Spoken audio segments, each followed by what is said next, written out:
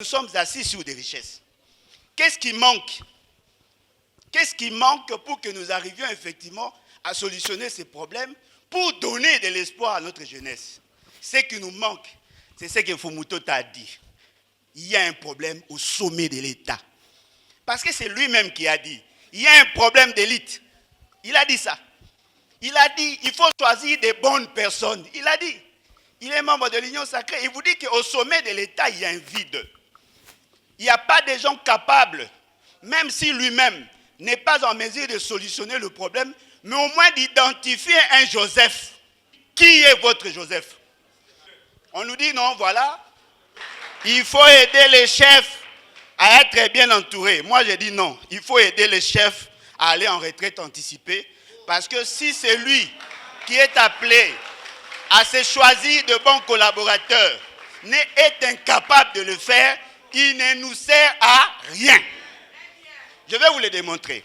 Nous sommes arrivés à avoir un budget, comme il le chante très bien, de 11 milliards, 11 milliards 400 millions, 16 milliards, 18 milliards, 20 milliards, 22 milliards.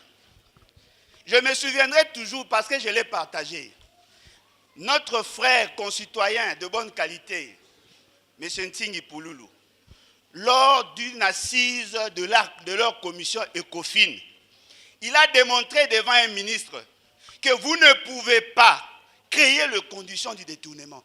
Il a décelé la question du détournement de fonds publics liés aux infrastructures avant même que cela soit rendu public. N'est-ce pas? Il a démontré que ce que vous faites, vous êtes en train de détourner le fonds public. C'est-à-dire, comprenez que dans ces pays, l'essentiel du budget national ne tourne que sur le politicien. Les institutions publiques, à elles seules, consomment près de 60% du budget national. Ce sont eux qui créent les conditions de la pauvreté. Ce sont eux qui créent la situation que nous avons. Vous pouvez nous dire, oui, ça date de longtemps, oui, mais la solution ne doit pas attendre longtemps, parce que la jeunesse passera. On ne sera pas éternellement jeune.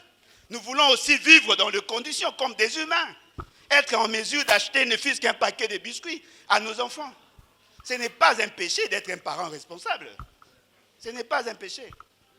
Alors, lorsque vous prenez l'argent qui est donné aux anciens députés, bien qu'ils ne vont pas en parler, comment est-ce possible, dans un pays qui se déclare pauvre, que l'on puisse donner à un député qui, du reste, ne travaille que 6 mois, qu'on leur donne plus de 10 000 $, alors qu'un enseignant qui passe toute sa vie à apprendre pour apprendre, on lui donne moins de 200 $. Et les gens trouvent ça normal. Non.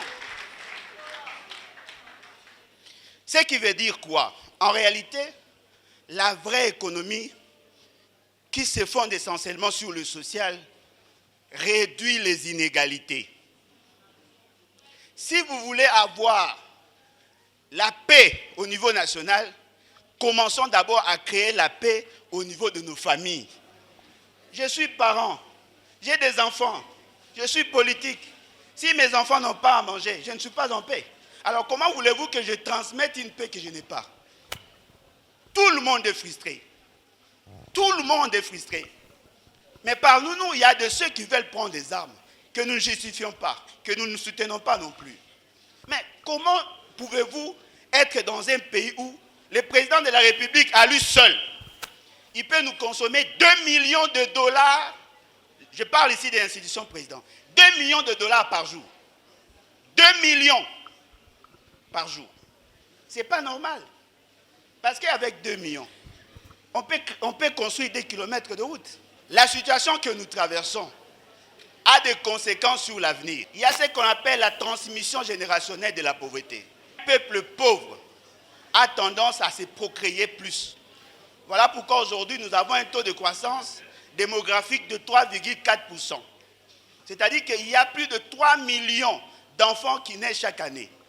Aucun pouvoir ne peut rassurer un peuple si la redistribution n'est pas faite de manière équitable. Voilà pourquoi vous trouvez dans notre Constitution, l'article 58 de la Constitution, il est clairement mentionné que l'on doit redistribuer équitablement. Si le président de la République peut vivre avec 10 000 $, je crois que le dernier des Congolais peut mériter 1 000 $.